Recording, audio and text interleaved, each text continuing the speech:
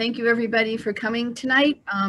We start with the Oakwatch mission statement. The Oakland Code Enforcement Project works to improve the quality of life in Oakland by bringing people and institutions together to identify code violations, advocate for their remediation, and monitor the outcomes. I'm Elena Zaitsoff, I'm the chair, and I have Liz Gray and Andrea Boykowitz from Opdc are also here.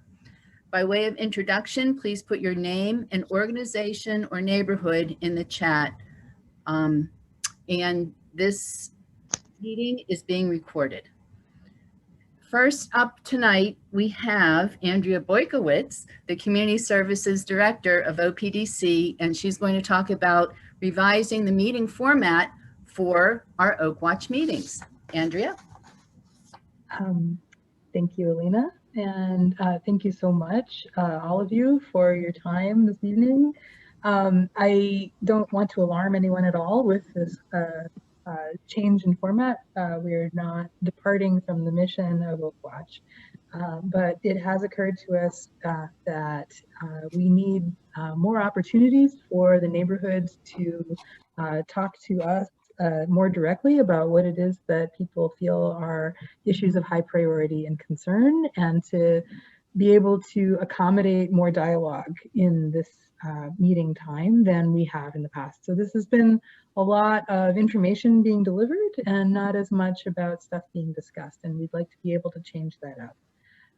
So starting next month, this meeting slot is going to have a very slightly different look. Code enforcement will be on the agenda, but there will be other things that we're talking about as well. And we are hopeful that the neighborhood is going to talk to us about what it is that they would like to have neighborhood discussions really centered around. So we will be in communication with the entire Oakwatch list, as well as with the rest of our universe, to be able to invite participation and to give you a better sense of what the new format is going to look like. But communicating right now with all of our partners who are on this call, we will not be calling on you to be providing oral reports or lists or updates in the same way that we have lately for these Oakwatch meetings. We'd like to be able to provide more continuous and readily available current information on our website, and to be able to refer people there, or to provide printouts for anybody who is not able to access our website there. But we'd like to be able to also invite people to tell us things that we might not have time to run through as oral presentations in a monthly meeting like this. Does anybody have any questions or comments?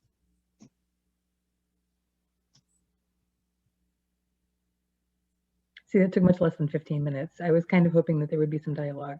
Does anybody have anything that they'd like to be able to observe about the current format, or things that they hope for the change? Millie's waving. Oh, I'm here. Hi. hello. Sorry. Hi, Andrea. Yeah. Well, I guess, well, so the only comment I have is for our Oak Lift meetings, we used to have, well, we still try to gather community comments at the end, but there for a while, it was always just bitching and everybody assuming that somebody within the housing club was going to solve their problem of their neighbor putting their garbage out early. Like, so, and sometimes we felt helpless because we wanted to explain, you have to pull yourself up by the bootstraps. There are, and now maybe it's a little bit easier with the internet, but I guess if I were to give you any advice, it would be prepared for that and have some way to, and we've had people also usurping the whole time because they felt it was real important to talk about televisions not getting picked up anymore. You need to have a hard stop at some point.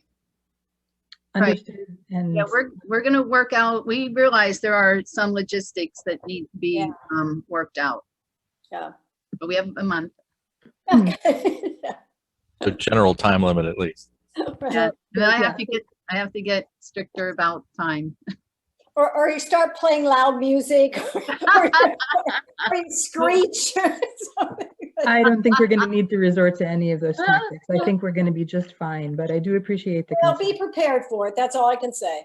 Thank you. So I think that the way that we are envisioning structuring these meetings is that we'll have a topic for a theme of discussion. So it's something that we can kind of gravitate around, that we will have some presentation, maybe a neighboring organization, or maybe something that OPDC has been working on. Maybe one of the neighborhood associations would like to be able to present on something which is very specific to that particular theme. And then we can break out the conversation to sort of invite discussion of what it is that's been presented and maybe Okay. what it is that might be missing from that kind of conversation. Okay, so it's not going to be free form. It's not going to be open, anything goes. Which I guess I misunderstood what you were saying. So that's all right. I think that the format will invite more constructive input and hopefully better dialogue, and will hopefully inform us about what kinds of topics in the future we'd like to be able to cover, and how to improve that dialogue going forward. So we expect this to be a learning experience for all of us involved, and that we will be taking from it a great many good lessons from our neighbors on this call. But we do still value very much the input and the audience, really, of our community partner organizations, public safety, as well as our elected officials. And we hope you'll stick with us through all of this, because I think that there's still a lot that we can learn from each other. So that is my primary hope for the new format, is that it will be a little bit more of a robust dialogue. But yes, it will be thematically bound. Everything, the subjects will be pretty clear, and we will invite input, but yeah, it's not going to be a complete free-for-all. I'm not sure what the right word is to describe what you're talking about. There will be structure, I promise. Does anybody else have any questions? Hey, Andrea, this is Alex. I'm just, you said at the jump that the mission and intent of the group will remain the same. So I'm wondering if those sort of content areas will still kind of revolve around code violations, code enforcement, public safety, things like that, or will you have a wider scope, you think? That's a really great question, Alex, and I'm so glad that you asked that question. So Oakwatch remains Oakwatch, but this meeting might not be entirely Oakwatch. Does that make sense? So this meeting is going to be primarily about the dialogue. Oakwatch is a component of it, but yes, the themes that we're going to be talking about and some of the subject matter that we're going to be talking about can depart completely from what it is that the Oakwatch mission is. If people talk to us about, like, we really want to talk about how we can have block parties, or we really want to talk about affordable housing, or we want to talk about like restoring, green space, then by all means, we would have a meeting that could very easily be focused on those kinds of issues. For example, one of the things that OPDC has been hearing from a lot of the neighbors, we've been reaching out to people with deep canvassing calls for the past several months, and people suffering from COVID isolation probably, but also I think other things as well, are really feeling a lack of community connection. People are looking for opportunities to connect with their neighbors and to kind of just feel like they are part of something. So our hope is that the first meeting is going to be kind of like, what kinds of things can we do? What sorts of events should we plan? What kinds of ways do we feel safe getting together? What kinds of ways should we still be cautious? And are there ideas that people have in mind about how to foster better community cohesion and connection? So that's, I think, the first theme. And exactly how that's going to be structured, I have a couple of weeks to sort out, but you will all hear from me about that. And if anyone has any suggestions or ideas, please feel free to email me about that. That would be very helpful.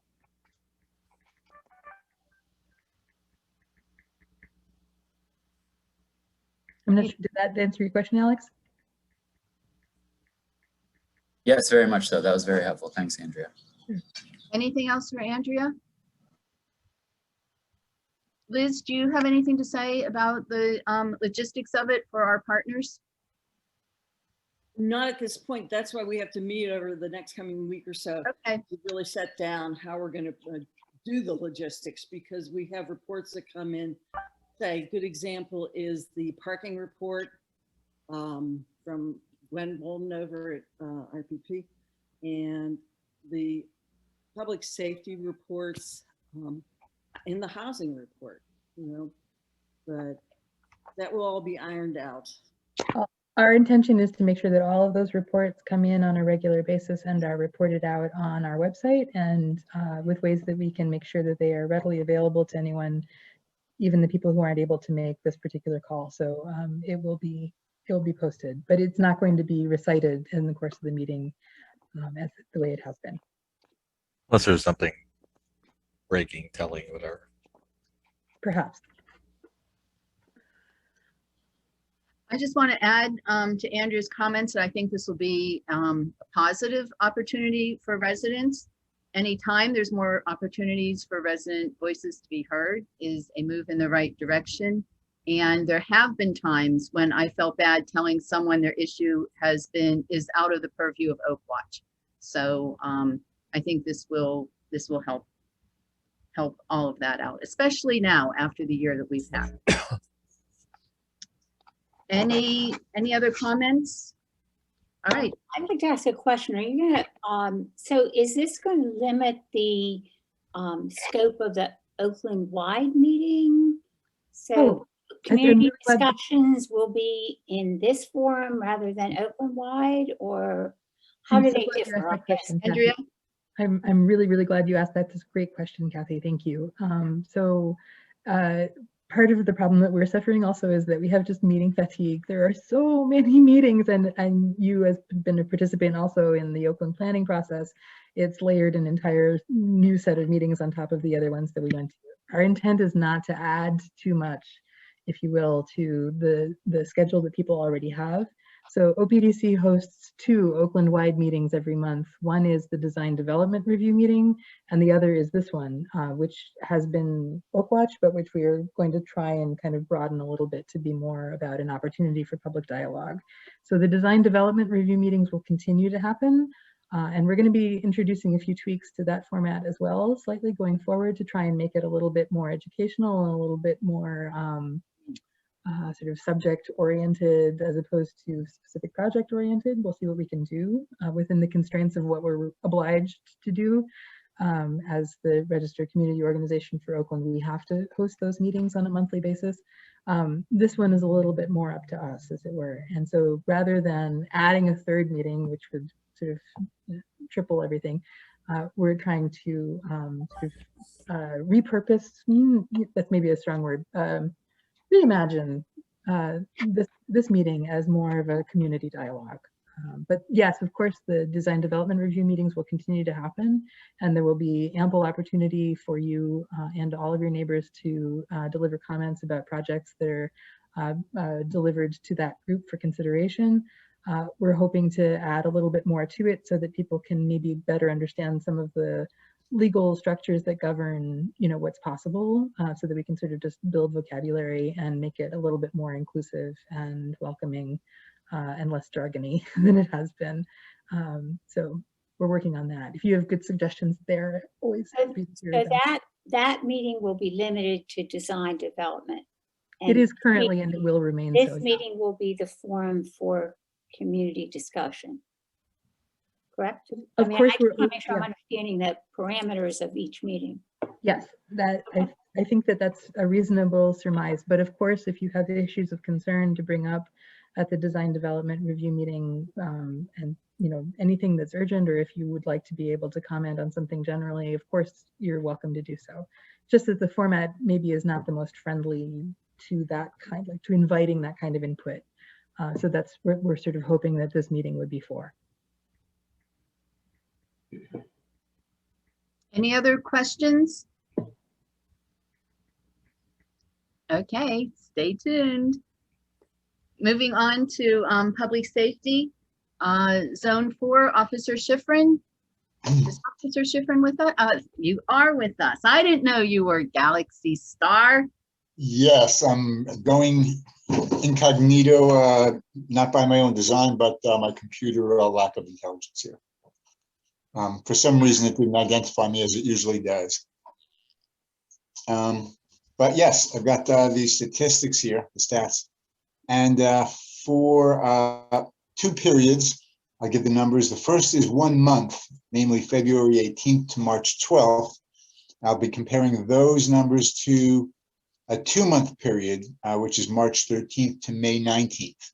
So if the second number each time sounds highish, keep in mind that's for 2 months rather than just one. So aggravated assaults went from 0 to 2. Burglaries went from 3 up 1 to 4. There was 1 rape in the first time period and then 0 the second period. Stolen vehicles went from 2 to 4. Theft from auto, and 2 categories kind of jumped. One is theft from auto, which went from 1 to 11. But keep in mind the 11 is really covering 2 months. So if it averages out to 5, it's less of a jump. Theft from business remained the same, 3 each of those 2 periods. Theft from person is the other one that jumped from 2 up to 13. Theft from residence went down from 1 to 0. Theft by deception down from 2 to 1. So the total numbers were up from 15 to 38. But again, to be fair, the 38 really, if you average it out, comes out to half that, 19. Let me also give you numbers for arrests.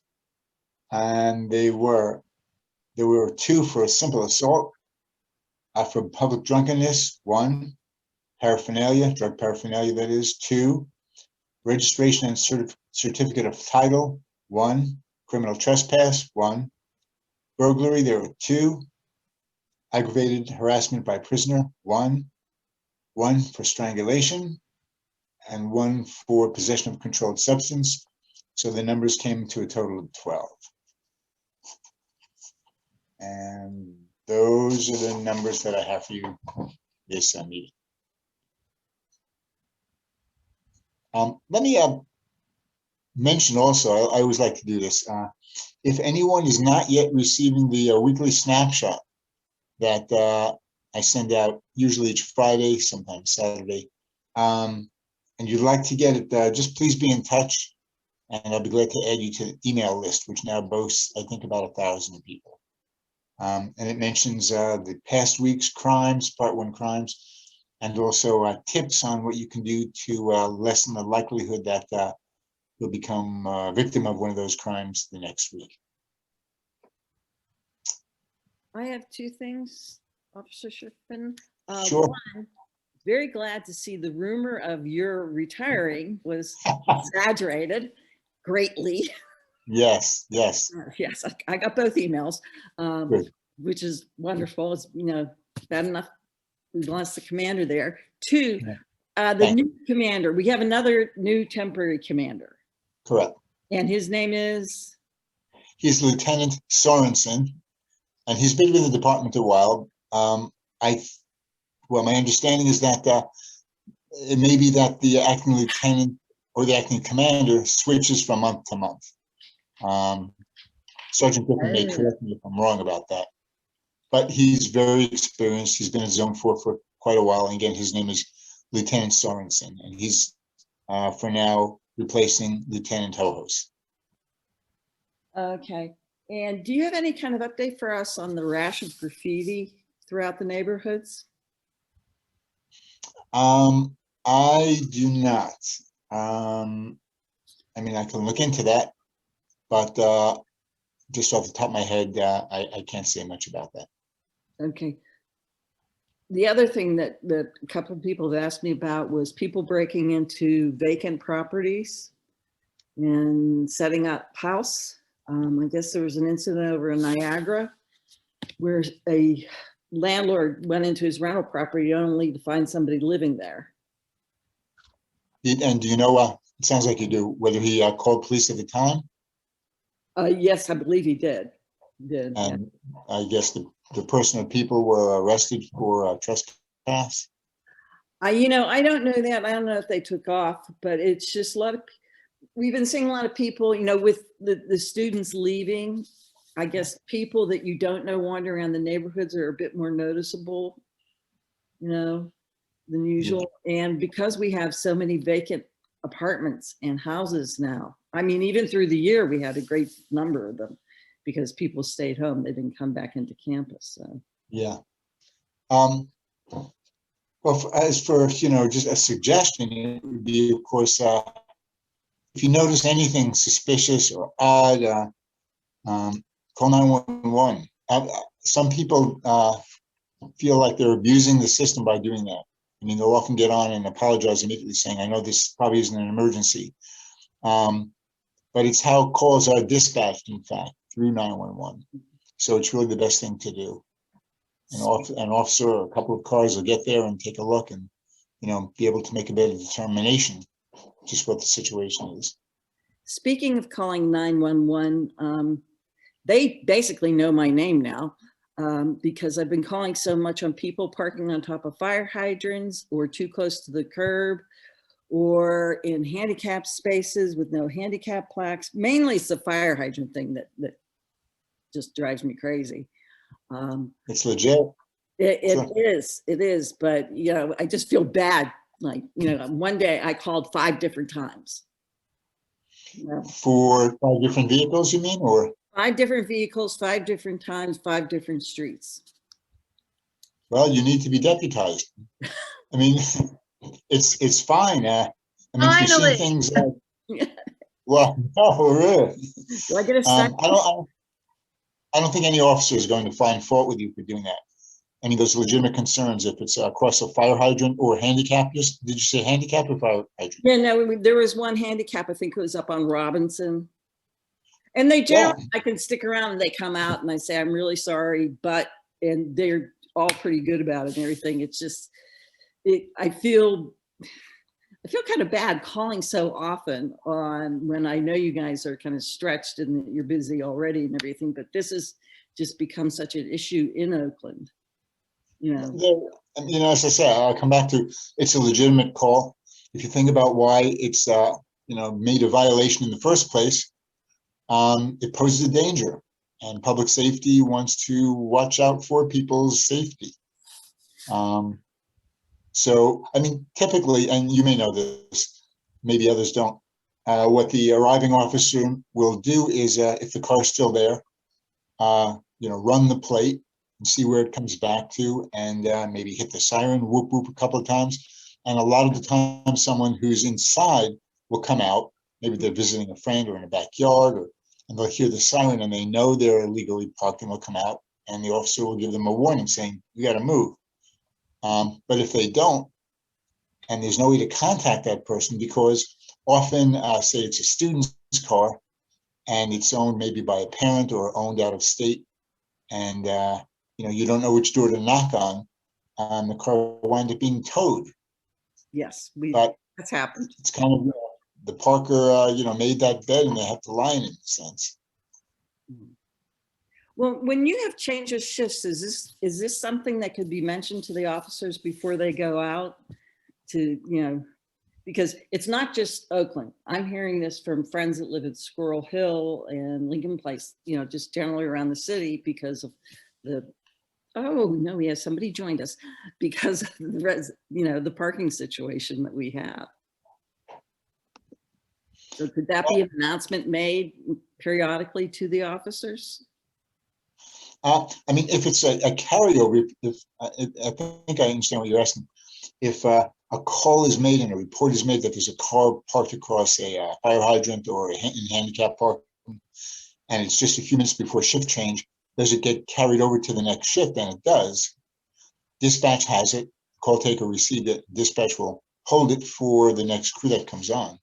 No, I'm asking if maybe they could just be given a heads up. Can you keep an eye out? We've had growing situation in Oakland where people are parking on fire hydrants. Just be a bit more aware, or I can put it out there.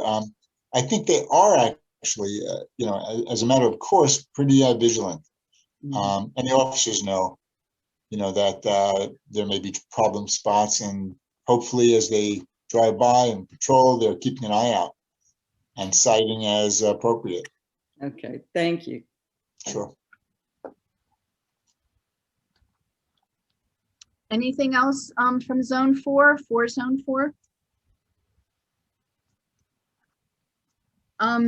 John from Public Safety wasn't able to be with us tonight. Liz, do you have something to report for him? Yes, we're going to have some flyers posted to our website with the meeting minutes about different programs that are going on with the zone. And also tomorrow night, the Zone 4 Public Safety Council is meeting via Zoom. And we've invited Officer Alfonso Sloan to join us. He is the sole surviving member of the graffiti squad. Again, because of the rash of graffiti that we've been having. And I sent him 2 folders and I'm going to figure about 60 images of individuals. At all. Yeah. Oh, I've sent him folders previously. This is just in the last, I'd say, couple of weeks. So if you can join us, that'd be great.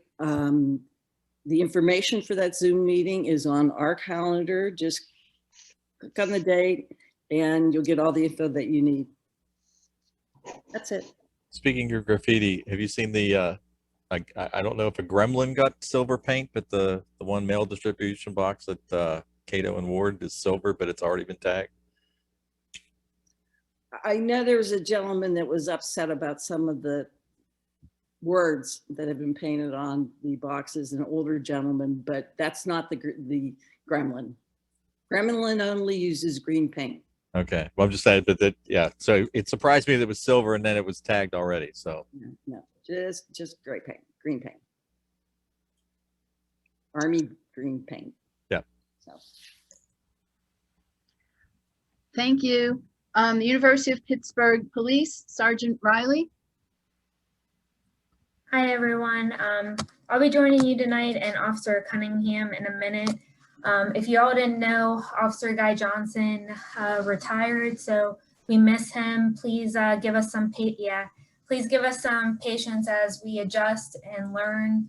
We're very excited for him. It was a great opportunity, but we're all learning to fill those big shoes of his. So Officer Jeff Colello will be coming to Oakwatch meetings to share information about pedestrian safety. He's going to go to some training through NHTSA. He's already working with PennDOT and DOMI on some issues because obviously pedestrian and vehicle accidents are a problem in our jurisdiction.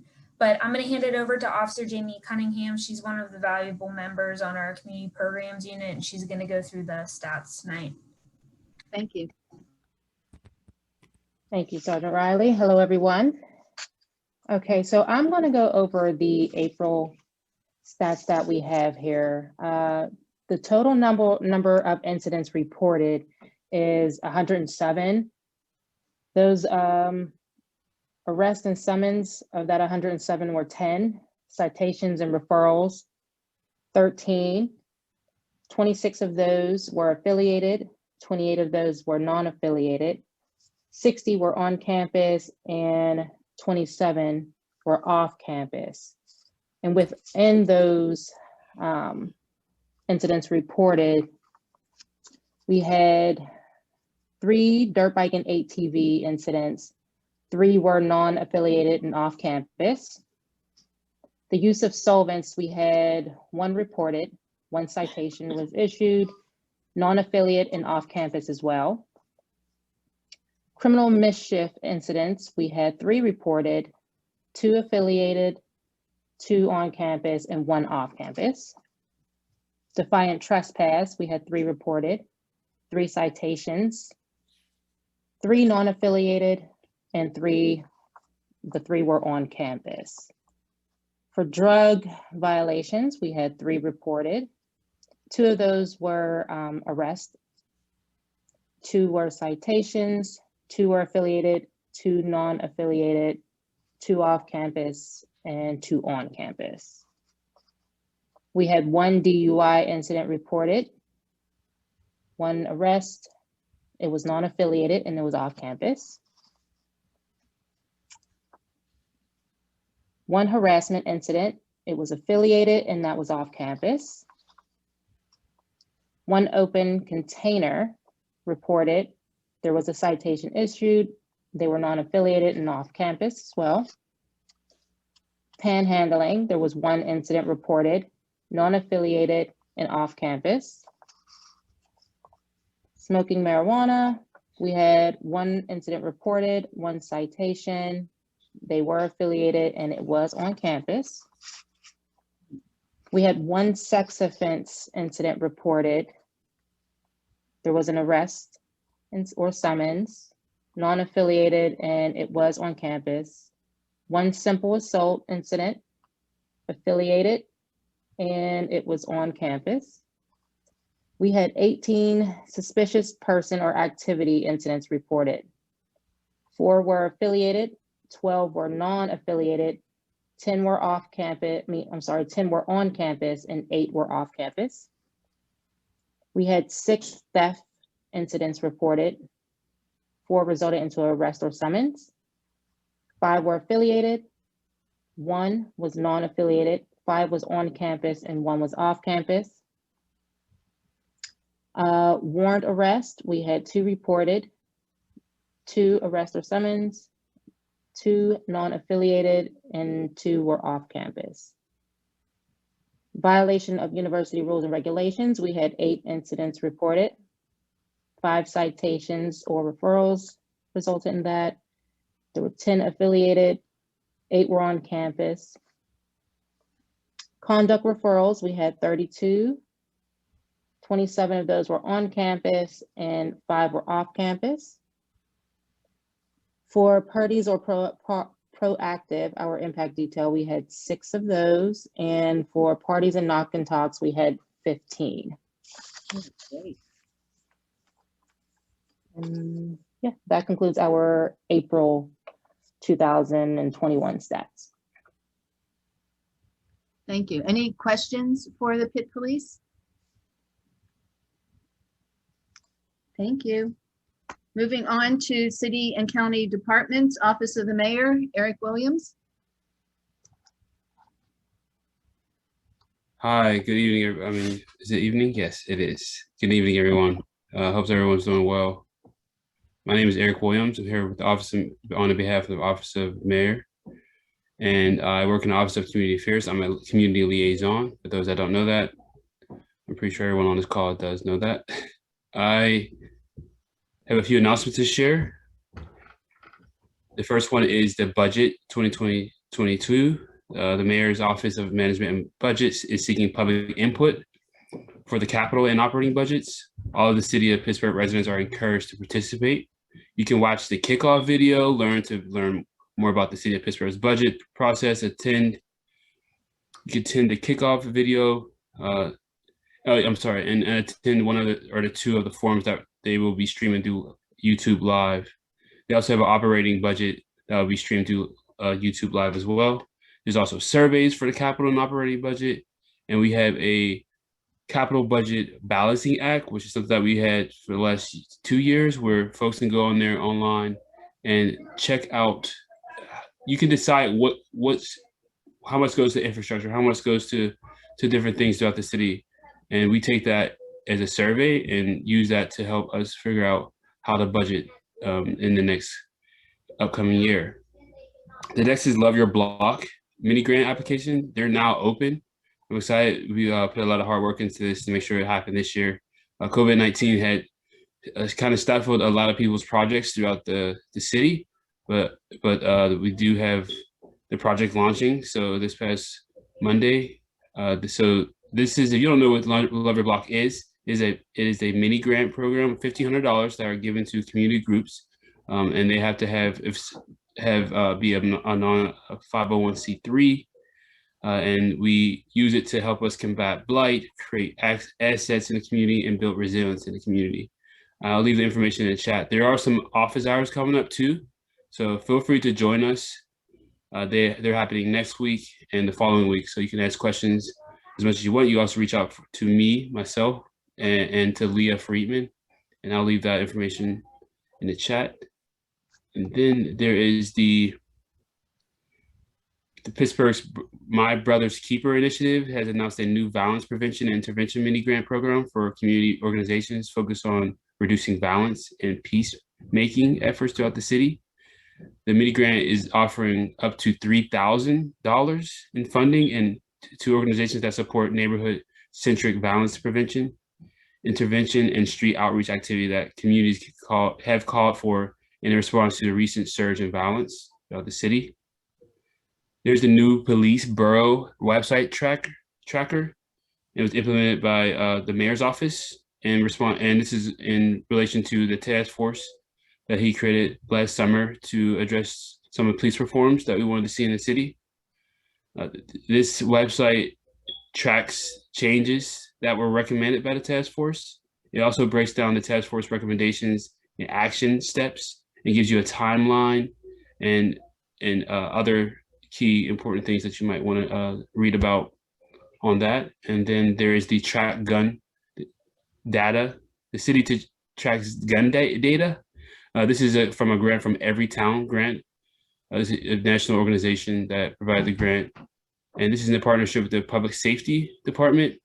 And it's a way, in our way, we're expanding the city's tracking of gun data with funding from the Every Town Support Fund and the Education, Research, and Litigation of arm of the Every Town for gun safety in Pittsburgh. So there's more information in the dashboard. I can leave in the chat as well. And then the last thing I'll mention, or I'll listen to two more things.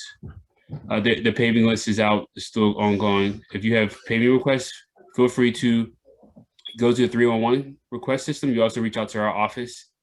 And there is about $16 million allocated for street resurfacing this year. And that includes asphalt street resurfacing, ADA curb ramp upgrades, and repair to concrete, brick, and block stone streets throughout the city. The weekly schedule is out online on the Department of Mobility Infrastructure's website. So you can check out when your street is getting paved, or you can reach out to us.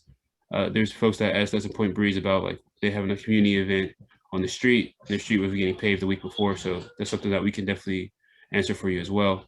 And then the Office of Community Health and Safety is seeking feedback for Neighborhood Health and Safety Academy. This is a super important thing too. The Academy is compensating folks that want to learn how to help their neighbors when they're dealing with substance abuse issues, affordable housing, and we were even passing out Narcan on a regular basis to folks that want to be part of it, getting them certified in CPR training, et cetera, just to make sure that we're building resilient communities in neighborhoods throughout the city. So that's another exciting thing. And then there's Lifeguards Are Hiring, and the wages are from $11 to $15.76 based on your experience. They will train you, and I'll stop there. Thank you for that time. Eric, I have a question. go ahead.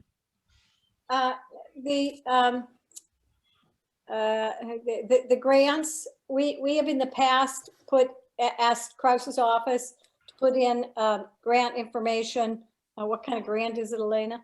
Capital budget, that's it, capital budget. And for 2 years now.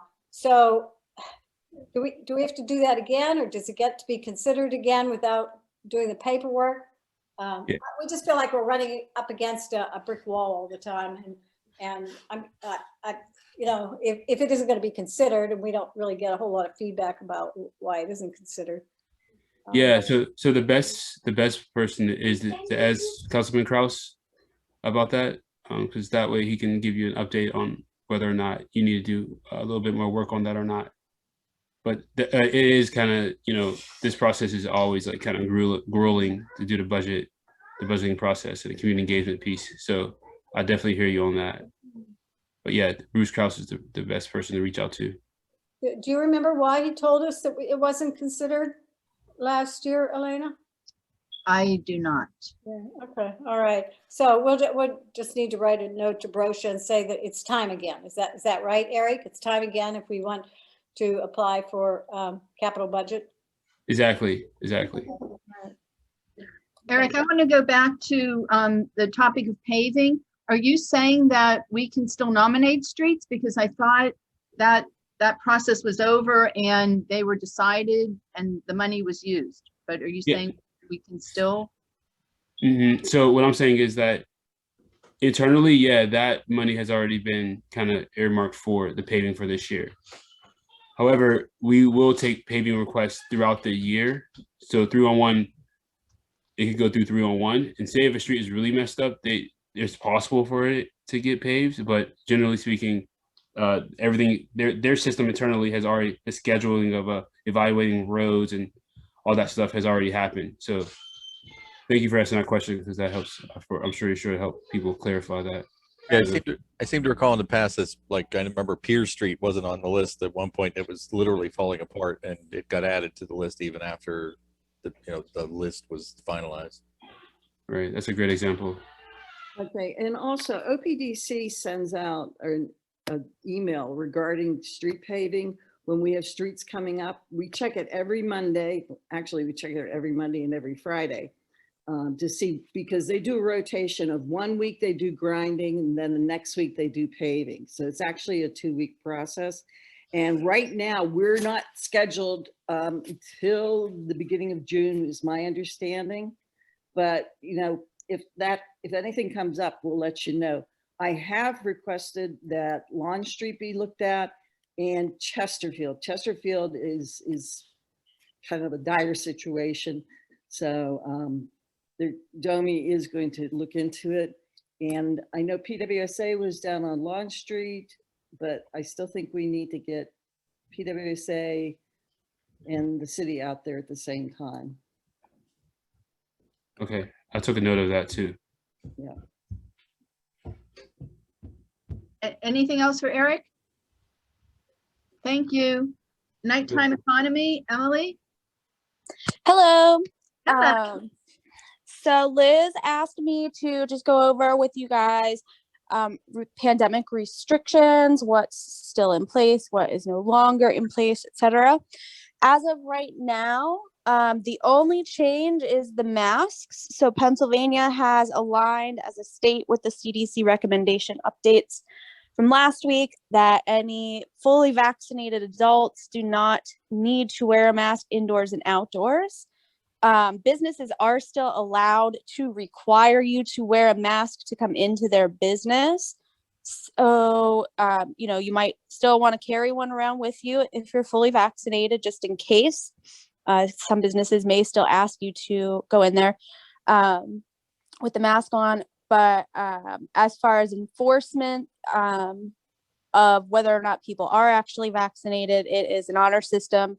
So businesses are not required to ask you for proof or ask anyone without a mask if they're vaccinated. But there aren't any other changes right now. And then May 31st, all pandemic restrictions in Pennsylvania will be lifted. So as of right now, they are still, tables are still distanced. We are still limited to 50% occupancy for bars and restaurants inside.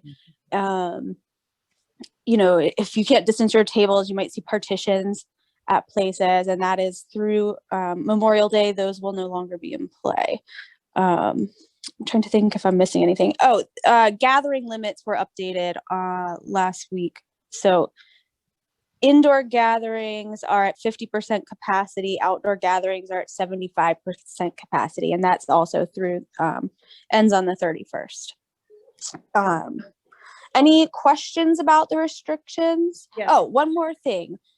Sorry. There is a bill going through the state house right now to allow to-go cocktails to become permanent. It has been, from a tax standpoint, pretty profitable for the state, and it's been great for businesses to help keep them afloat. So there is a chance that will continue legally past the pandemic. Okay. Questions? Yeah, Emily, I wanted to ask, a lot of the restaurants and bars in Oakland and on the south side have been using part of the street for outdoor dining.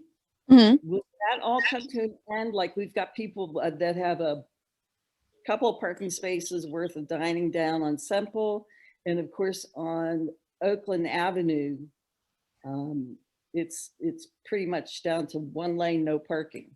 Mm-hmm.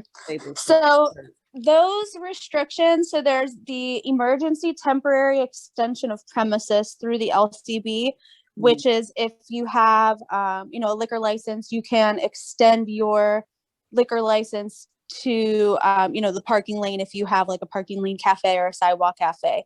That will be in effect through the end of 2021. And then for the city aspect of things, I believe it's through the end of 2022 that they, I have to double check. It's either the end of this year or the end of next year that they're allowing the sidewalk cafes and stuff that people have applied for this year to remain. And then Domi had been doing a public survey about, you know, what people thought about these kinds of things, these street cafes. So I think we can anticipate them continuing in some form in the future, post-pandemic life. What that will look like is a bit to be determined still. And I think there's still plenty of opportunity if people have strong feelings one way or another to give input about how these function and what impact they might be having to you as neighbors. Is there somewhere we can check to see if the restaurant bar has a valid permit to have blocked off a couple of parking spaces? I would say put in a 311, always first and foremost, right? Because that helps you track. And then after that, it should go to Domi, but you can follow up. I believe that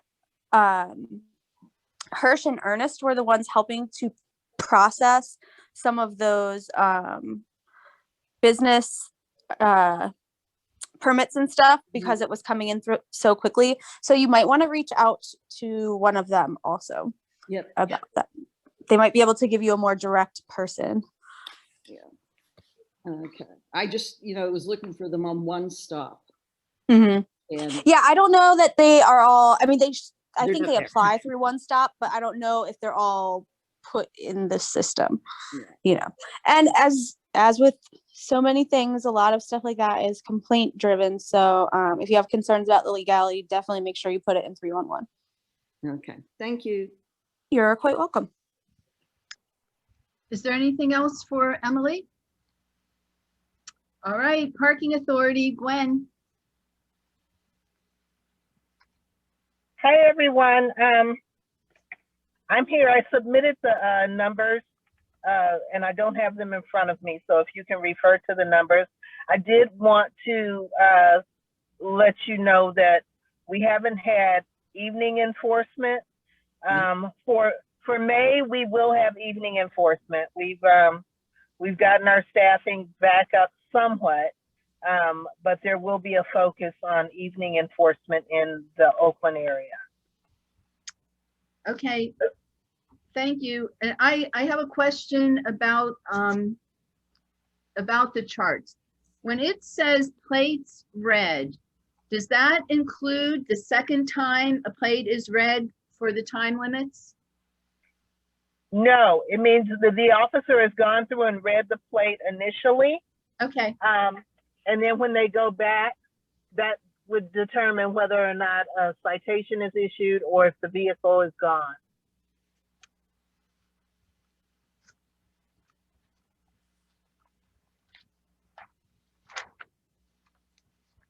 Good news about the evening enforcement. Yeah, and we're starting to pick up, you know, once people start coming back into the areas, I'll be able to hire more part-time employees.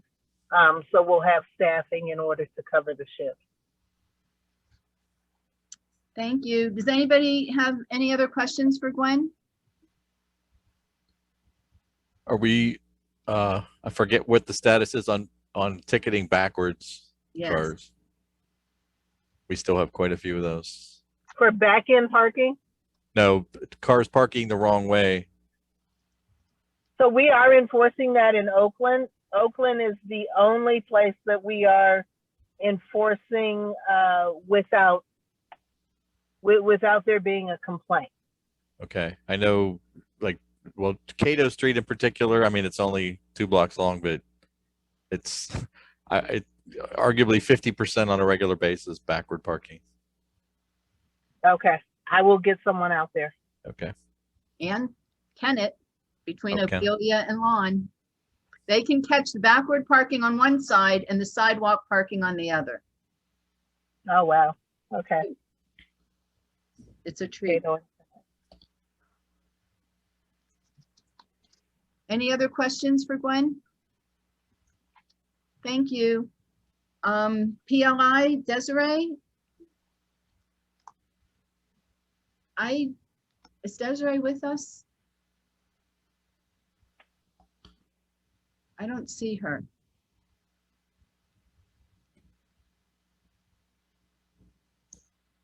Liz, is there any information you can give us? Hate to put you on the spot.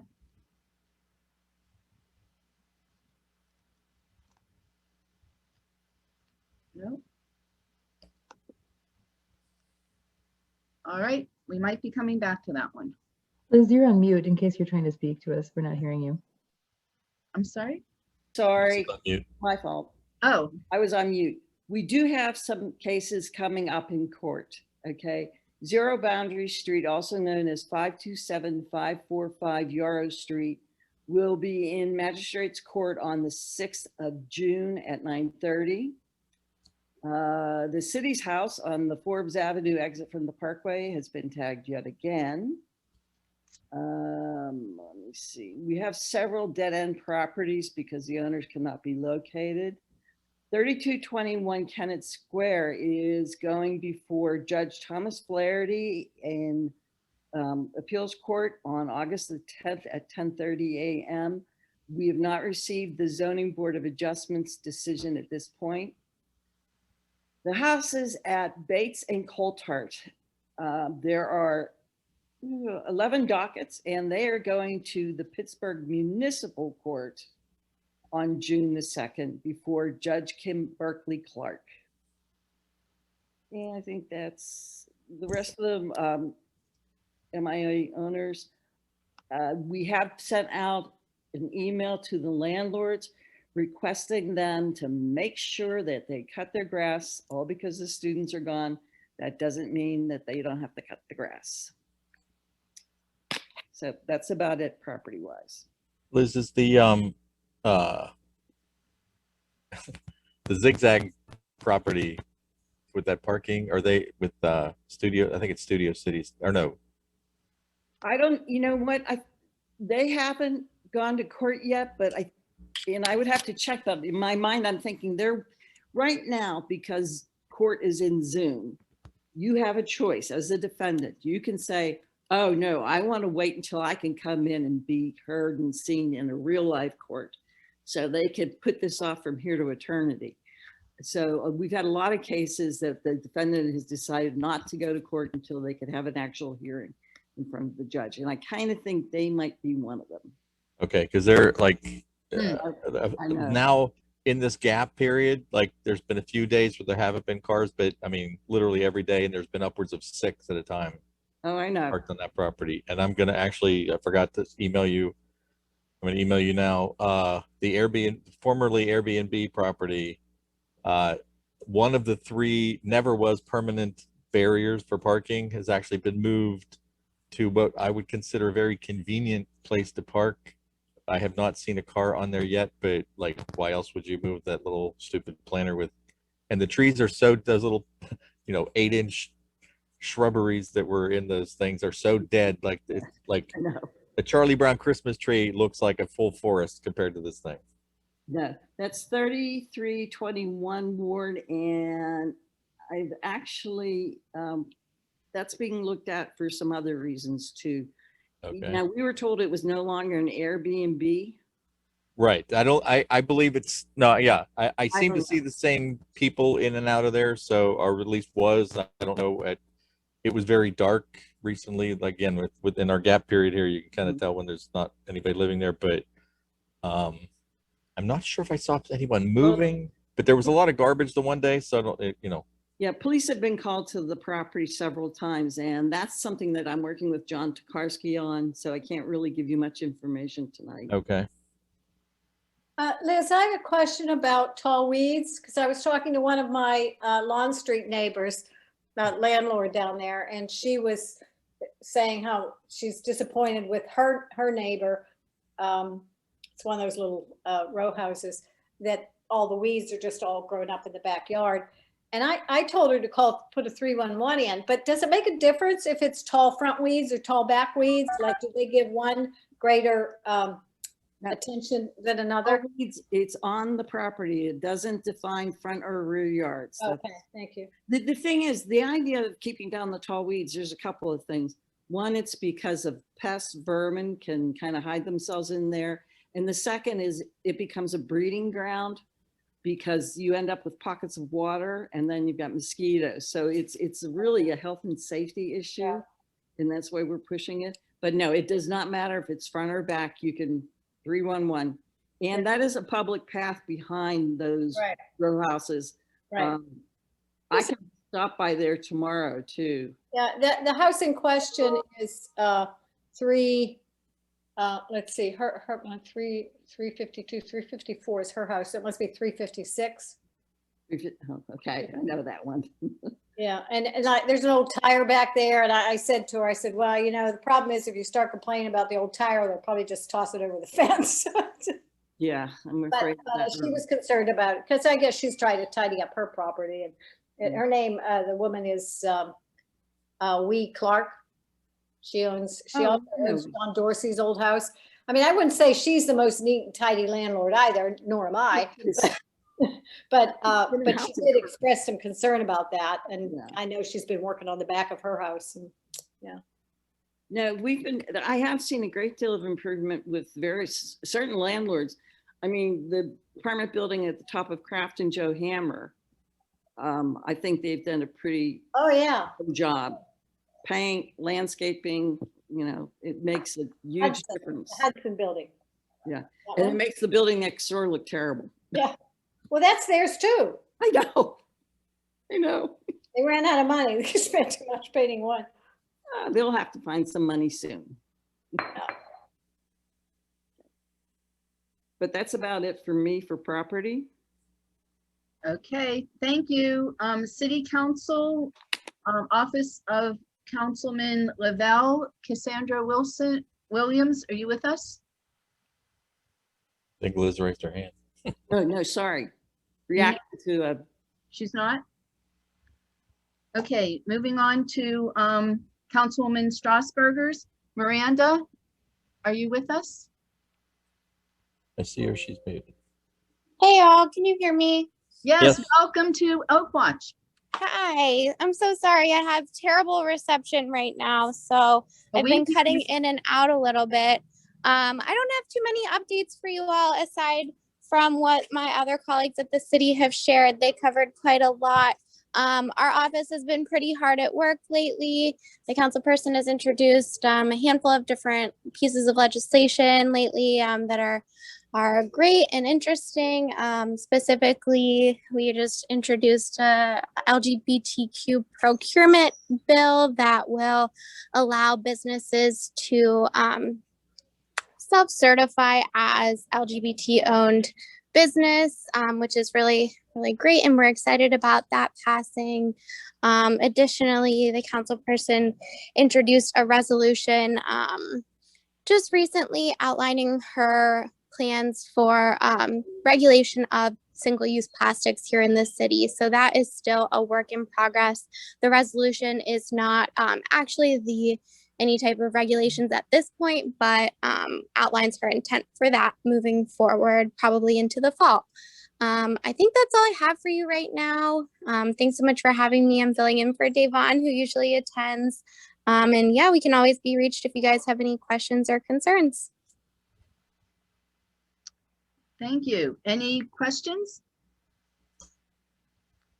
Okay, University of Pittsburgh, Jamie and Alex, I know you're both with us. Hey everyone, I'll just hit on two things and then Jamie can back clean up. So one is that we're set to move to a guarded wrist posture tomorrow, which is a good sign. We're very happy that with the partnership of you all and community and across campus, we have had a pretty successful year considering the challenges we faced. No updates on what the fall is going to look like yet, but we expect those to come in the coming weeks and months, probably hopefully sooner rather than later. We on the CGR side are hoping that will allow us to resume our block parties this fall. We're excited about that, so we'll keep you updated there. And then the other thing was that I just wanted to say thank you to Andrea and Mara at Opdc with their help, and Eric and Ninos at the Office of Pit Serves were able to schedule and move forward with Clutter for a Cause this year.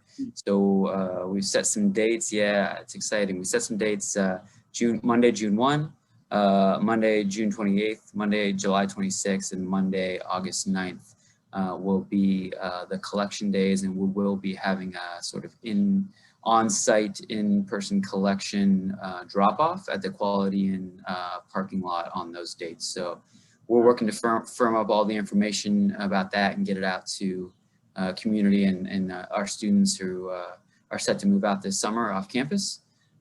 But we are excited we're going to be able to do that. So that is, I think that's it for this group. Jamie?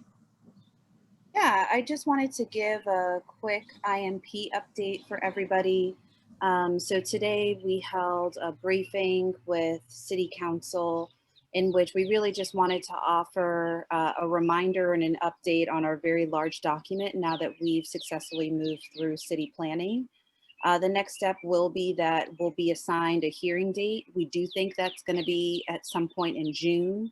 Our options are basically any Wednesday in June at 10 a.m. But as soon as that gets confirmed, we will send that out to all of our community partners. The hearing is the space where we'll be able to take additional public comment, and we continue to respond to public comments that we got through the planning process. So we did receive a letter from Preservation Pittsburgh, and I'm happy to announce that our planning development and real estate team were able to come to a resolution with Preservation Pittsburgh that will maintain the facade of the Croatian Fraternal Union building on Forbes Avenue and incorporate that into a new development. We'll offer a little bit more information on that at the Oakland community-wide meeting in a couple of weeks. We also are going to be talking about our campus stormwater plan and starting to get into what some specific projects are going to be necessary in order to decrease the amount of water we have heading down the hillside, and what we can reuse in order to meet our own sustainability goals as an institution. So you can catch us at the Oakland community-wide meeting in a couple of weeks. Does anybody have any questions for us? I actually do. I missed the third date of Clutter with a Cause. The July date, is it? I'm not looking, I'm not seeing it. 20, so we didn't have it firmed up for these written updates, Elena, but it's July 26th. Thank you. Mm-hmm. And we'll have a flyer. All the flyers.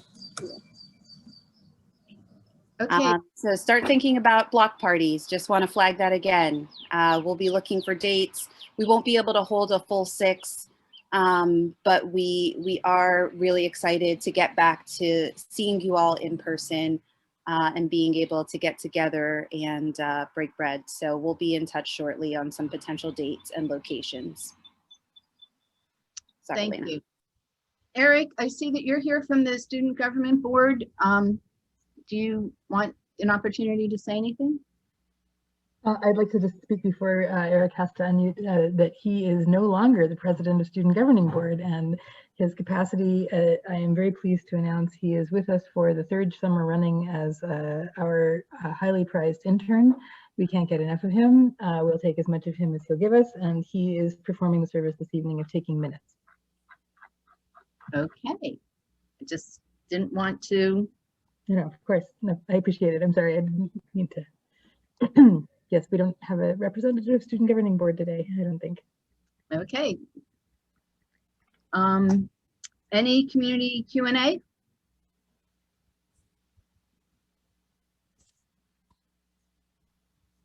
But just an A, we got our recycle bins, South Oakland. Yay! Yes, yes, we got our recycle bins today. Our next meeting is Wednesday, June 16th, and it will be at noon. I mentioned last time that we are considering, when COVID is over, everything is open, of continuing the noon meetings by Zoom. It's just a thought right now. So if you feel strongly one way or another, please let Liz know at lgray, that's the letter L-Gray at opdc.org. Just a note, we're not having a noon meeting for the community discussion. So those are going to continue to be in the evenings going forward. We are not going to be shifting back and forth for the noon and 6 p.m. Guideline. I neglected, we should have talked about that ahead of time, Elena, and it's entirely my fault. I'm sorry. Okay. But it doesn't allow for the community participation the way we were hoping. We look forward to, when we're back in person, being able to continue the rotating location that we used to have, for instance. And if anybody would like to talk about that going forward, then I'm game for it. But we're not able to support the back and forth for the noon to 6 p.m. Okay, then there's that piece of information. Thank you. Sorry. All right. I was going to say, just as a comment, I can appreciate the thought behind the rotating noon meetings, but it was confusing and problematic parking wise, because even though we don't have parking, you know, like especially some of the further away places, I have to drive because I just don't have time to walk there and get back. So yeah, I'm not sure I don't think that there was that much great improvement of attendance from local people local to where it was. Even You are correct, there wasn't. Yeah, even here in South Oakland, I don't think there was that many more South Oakland people attending, you know, even at St. Regis, which is, you know, not a far walk for anybody on this side of Bate Street. Even me, you know, I walked. That was one of the few that I walked to. But yeah, I'm not sure I see a need for that. Okay, then that wraps this up. Thank you, everybody. Good to see you.